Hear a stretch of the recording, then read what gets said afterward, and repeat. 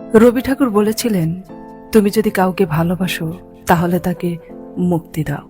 যদি সে ফিরে আসে তাহলে সে তোমার, আর যদি না আসে তাহলে সে কখনোই তোমার ছিল না।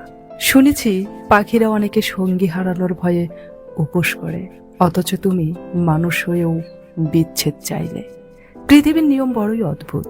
তুমি যাকে সবচেয়ে বেশি ভালোবাসবে সে তোমার দুঃখের কারণ হয়ে দাঁড়াবে।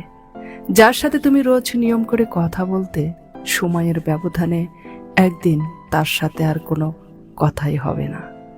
যারা ছেড়ে যায় তারা কখনো ভাবে না রেখে যাওয়া মানুষের কতটা কষ্ট হয়। ছেড়ে দিলে যদি সে ভালো থাকে তাহলে তাকে কষ্ট হলেও মুক্তি দাও। জানো তো, খাঁচায় আটকে পাখি পোষা যায় কিন্তু মানুষ নয়।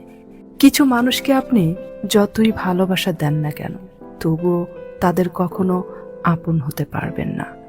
ক্ষমা করতে শিখেছি বলেই বারবার ক্ষত তৈরি হয়, কারণ নরম মাটি আর নরম মন দুটো কি সহজে আঘাত করা যায়। চিৎকার করে কাঁদলে হয়তো মন হালকা হয়, কিন্তু নীরবে কাদার চাইতে বড় কষ্ট বোধ হয় পৃথিবীতে আর কিছু তো নেই।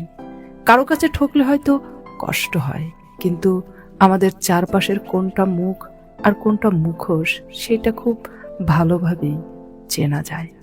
কিছু মানুষের কথার আঘাত সহ্য করা যায় না।